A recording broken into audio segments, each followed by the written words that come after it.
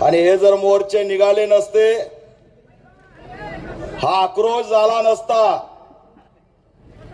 तर या वाल्मिक कराडला मकोका लागला नसता. हा आवाज झाला म्हणून या ठिकाणी हा मकोका लागलेला आहे. मित्रांनो,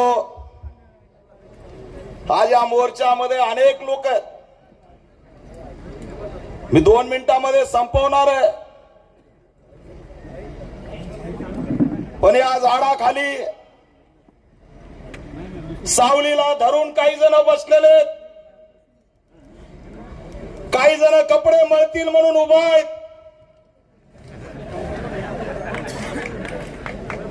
सावलीला धरून तुम्ही बसलात. या वैष्णवीकडे बघा, या लेकराकडे बघा, तिच्या डोक्यावर काहीच नाही. या उन्हात ती का बसले? तर माझ्या बापाला न्याय मिळाला पाहिजे. या उन्हात सूर्यवंशी का बसलाय? तर माझ्या बापाला न्याय मिळाला पाहिजे, माझ्या भावाला न्याय मिळाला पाहिजे. आज आपल्याला थोडं ऊन सुद्धा जमत नाही. विचार करा, या संतोष देशमुखच्या अंगावरती भयंकरपणे मारहाण झाली. त्याने पाणी मागितलं तर त्याच्या तोंडामध्ये नराधमांनी लघवी केली. त्याचे डोळे जाळले, त्याला हळहळ करून मारलं. या छत्रपती संभाजीनगरला घाटीमध्ये ज्यावेळेस सोमनाथ सूर्यवंशीचं त्या ठिकाणी मृतदेह आला, कुणाची हिंमत झाली नाही. त्या फ्रीज मधून आम्ही सोमनाथ सूर्यवंशीचं त्या मृतदेह बाहेर काढला आणि पालत करून बघितलं. त्याच्या पार्श्वभागावरती भयानकपणे मारहाण झाली. किती वेदना झाल्या असतील. संतोष देशमुखला किती वेदना झाल्या असतील. पाणी मागितलं तर तुम्ही मूत दिला. आणि आम्ही आक्रोश करायचा नाही, आम्ही बोलायचं नाही. कोणताच मायचा लाल आम्हाला रोखणार नाही. यांना फाशी झाल्याशिवाय आम्ही शांत बसणार नाही. आणि नाटक सोडा. अजित पवार मुन्नी आका म्हणून मी बोलत नसतो, नाव घेत असतो. हे नाटक सोडा. अजित पवार, तुम्ही बीडचं पालकमंत्री पद घेतलं आणि धनंजय मुंडे सांगतात मीच सांगितलं घ्यायला. मग हे बी सांगा की याच्यात खेळ कुणी कुणी केलाय. तुम्ही म्हणता की मीच पालकमंत्री पद सांगितलं, मग मंत्रिमंडळातून तुम्ही राजीनामा का देत नाही? तुम्हाला वाटतंय चूक झाली तर मंत्रिमंडळातून राजीनामा का देत नाही? हे सगळे नाटक आहे. अजित पवार यांनी बारामतीचं पालकमंत्री पद घेतलं आणि बीडचं सुद्धा घेतलं. जर त्यांनी फक्त बीडचं घेतलं असतं तर आम्ही समजू शकलो असतो त्यांना गुन्हेगारी नष्ट करायची. पण या ठिकाणी अजित पवारांची जी शाडो आहे, सावली आहे, शाडो पालकमंत्री म्हणून धनंजय मुंडेच काम बघणार आहेत. हे असणारं या ठिकाणी चित्र आहे. हे आम्हाला कळत नाही, हे आम्हाला समजत नाही. या ठिकाणी राजकारण सुरू आहे आणि संतोष देशमुखला न्याय मिळत नाही. सोमनाथ सूर्यवंशीसाठी, आमच्या विजय बापा वाकोड्यासाठी आम्हाला लॉंग मार्च काढावा लागतो, आम्हाला मोर्चे काढावे लागतात. आणि शेफाली खानला 2 दिवसात न्याय मिळतो. मला वाटलं होतं आमच्या मोर्चात आता शेफाली खानचा फोटो घ्यावा लागेल, पण मोर्चा नाही, आंदोलन नाही, निवेदन नाही. त्यांचा आरोपी अटक झाला. स्पेशल एन्काउंटर, दया नाईक कमराला बंदूक लावून तिथं गेला. मीडिया, ट्विटर, नेते सगळे शेफाली खानच्या न्यायासाठी या ठिकाणी उभा राहिले. खरे बाबा, दलितांच्या लेकरांनी, मराठ्यांच्या लेकरांनी संविधानाचं रक्षण केलं, खंडणीखोरांच्या विरोधात लढले. आमचा संतोष देशमुख स्वतःसाठी गेला नाही. आमचा संतोष देशमुख एक बौद्ध समाजाच्या माझ्या सोनवण्याला वाचवायला गेला आणि तुम्ही त्याला त्या ठिकाणी मारून टाकलं. आणि हा लक्ष्मण हाके, बाराळ्याचं हॉस्पिटल किती जणांना माहित आहे? त्याला बाराळ्याच्या हॉस्पिटलच्या गोळ्याची गरज आहे म्हणे. कोपर्डी 2 होणार आहे म्हणे मोर्चातून. काय येड सटाकलंय का काय मला काय कळालं. आणि म्हणे शेतकऱ्याकडे 10 लाख रुपये आले कुठून? अरे शेतकऱ्याची लायकी काढतो, शेतकऱ्याची लक्ष्मण हाके लायकी काढणार, कोपर्डी 2 आणणार म्हणे. हे असं बोललं तरी कोणी चौकशी करत नाही. काय याला ताब्यात घेतलं जात नाही? कोण दंगल घडवणार आहे?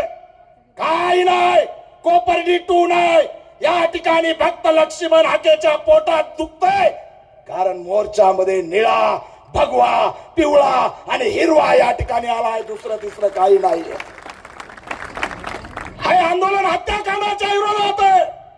पण या आंदोलनात एक महाराष्ट्रात फुले शाहू आंबेडकर छत्रपती शिवाजी महाराजांचा विचार जिवंत होतोय आणि सामाजिक सलोखा वाढतोय, म्हणून यांच्या पोटात दुखायला लागलंय.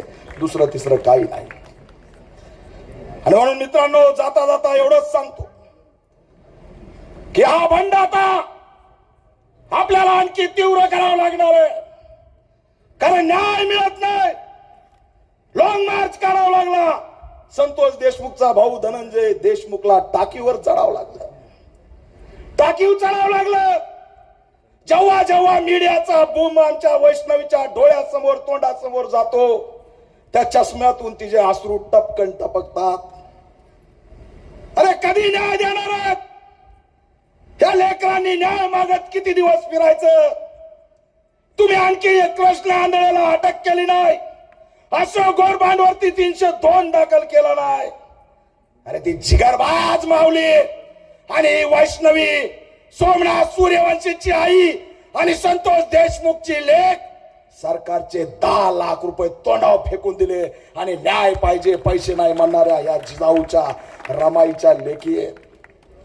कधी न्याय देणार आहेत? न्यायासाठी आम्हाला वनवन भटकावं लागतंय. न्याय न्याय न्याय न्याय मागतोय तर म्हणतायत राजकारण करते. काय राजकारण केलं बाबा दीपक केदारने? इथं आनंदराज साहेब आलेले आहेत, बाबासाहेबांचे नातू आलेले आहेत. पहिल्या मोर्चामध्ये छत्रपती शाहू महाराजांचे वंशज छत्रपती संभाजी राजे आले. अरे वंशज राजकारणासाठी येत असतात का? हे इथं आलेत मानवतेला आणि माणुसकीला न्याय देण्यासाठी, फुले शाहू बाबासाहेबांचा महाराष्ट्र वाचवण्यासाठी. आणि तुम्ही म्हणता राजकारण करता, तुम्ही म्हणता जातीवाद करता.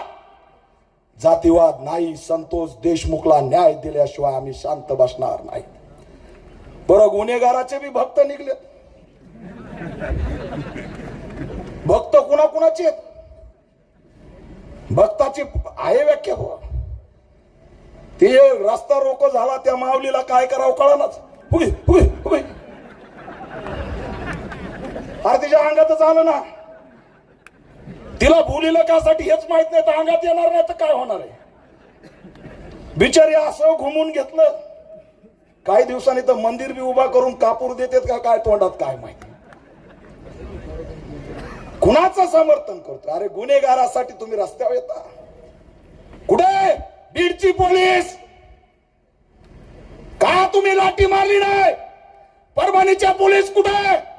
अरे संविधानाच्या रक्षणासाठी आम्ही टायर जाळला असेल, पण गुन्हेगाराच्या रक्षणासाठी टायर जाळणाऱ्याला काठी का मारली नाही? परभणीतच काठी का मारली हा प्रश्न मी विचारतोय. इथं दानवे साहेब आहेत, जलील साहेब आहेत. आपला मोर्चा निघलाय, कुणी बोलणार आहे की नाही? मार्केट चालू आहे, गाड्या आडव्या लावल्यात. हे योग्य नाहीये, हे योग्य नाही. आमचा आवाज दाबू नका. आमचा न्यायाचा आवाज आहे आणि हा न्यायाचा आवाज कुणी दाबता कामा नये. गुन्हेगारांचे भक्त वाढलेत, प्रतिमोर्चे काढणाऱ्यांची हिंमत वाढली. आम्ही बोललो म्हणून ते शांत बसले, अन्यथा काही करायला निघाले असते. हार्वेस्टर म्हणे 10 लाख रुपये शेतकऱ्याकडून आले कुठून? अरे योजना काढली तशी आधी 10 लाख रुपये पाहिजेत. लोक नातेवाईकाकडून उसने घेतात, लोक शेती घाण ठेवतात, आणि तुम्ही म्हणता 10 लाख रुपये कुठून आणले? आणि पुन्हा म्हणतो मी गुन्हेगाराचं समर्थन कधी केलं? अरे 10 लाख रुपये म्हणून तू गुन्हेगाराचं समर्थन करू लागलाय. आणि म्हणून जाता जाता एवढंच आव्हान करतोय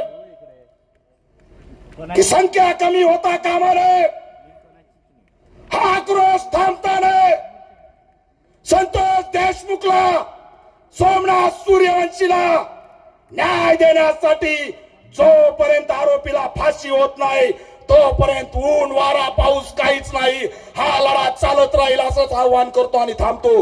जय भीम. धन्यवाद भाऊ, खूप सुंदर असं मार्गदर्शन आपण केलं. यानंतर